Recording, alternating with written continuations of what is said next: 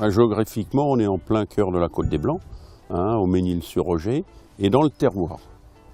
Donc on a la plaine là-bas, les côtes près de la forêt, et là on est en plein dans le cœur du terroir.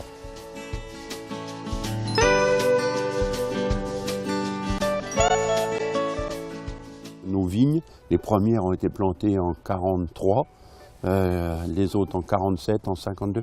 On a beaucoup de vieilles vignes.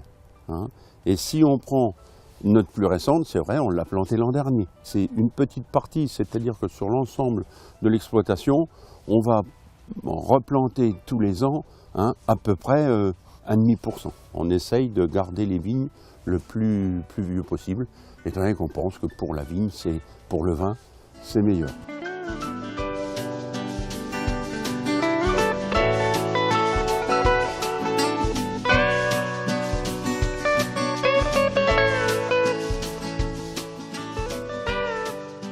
Bienvenue au Clos des Cépages, par ici.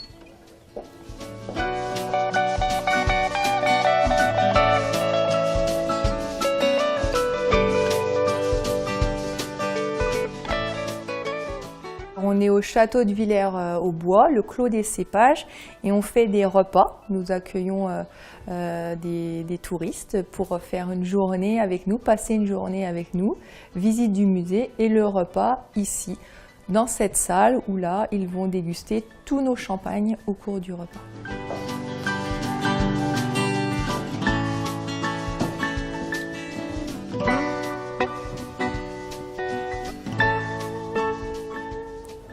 Et là, vous pouvez voir une peinture d'Henri III qui a vécu ici pendant 8 ans.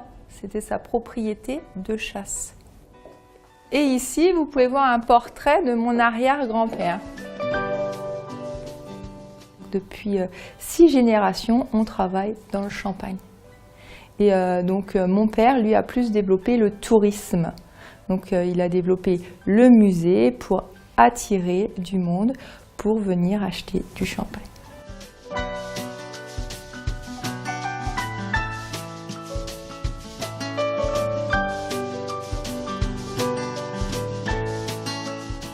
Si on se trouve dans le musée, ça fait plus de 30 ans que mon père collectionne et ça fait 25 ans que le musée est ouvert. Donc tous les dimanches matins, il va sur la brocante et il passe des annonces dans toute la France pour trouver du vieux matériel. On va pouvoir continuer la visite et là on va voir donc des vieilles pompes, donc des vieux pressoirs, tout ce qui a un rapport avec le champagne.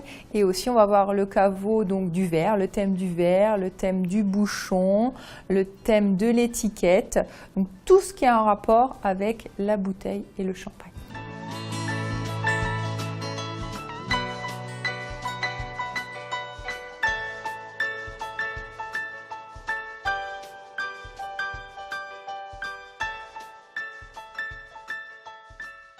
Ils ont même du mal à imaginer qu'avant, on utilisait un pressoir comme ceci pour écraser le raisin. Alors, ils aiment voir vraiment en vrai, ils aiment toucher.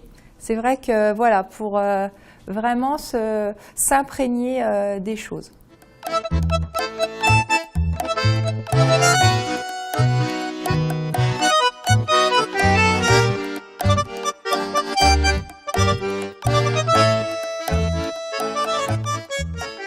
À la vendange, chaque parcelle va dans une cuve différente. Étant donné que chaque parcelle a une exposition différente, a un âge de vigne différente, donc on la met, et puis comme on a des parcelles sur Auger, Avis, Cramant, Chouilly, Mesnil, donc on mélange pas, on mélange chaque parcelle. Et donc après on fait des dégustations, les dégustations on les fait au mois de mai, pour voir les assemblages et nos différentes qualités. Et on a toute une partie, une centaine de fûts, qu'on met en fût. On a toutes sortes de fûts, et on fait une petite cuvée sympathique à partir de ces fûts.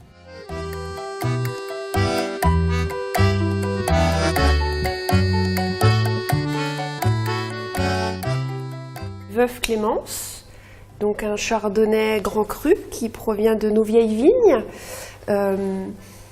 Un nez bien parfumé, floral. Il reste léger tout en étant très fruité. On sent le côté des vieilles vignes, donc un parfum de pomme qui ressort. Ah, c'est un vin qui est à maturité et qu'on peut boire. Il est souple, il est rond, un petit peu une pointe de fraîcheur là derrière qui est agréable pour le chardonnay.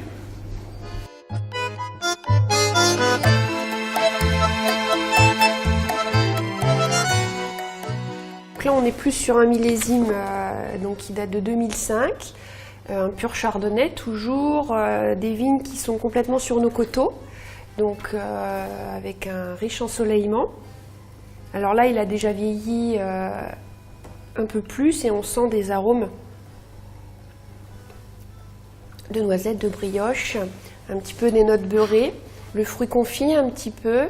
Alors il est un peu plus riche en arômes, plus fort, mais il reste toujours très agréable à tout moment de la journée. On sent toute la puissance du millésime avec des parcelles qui sont sur Cramant, Auger et Ménil. Donc on sent bien et c'est Cramant qui donne la puissance et Ménil plus la finesse.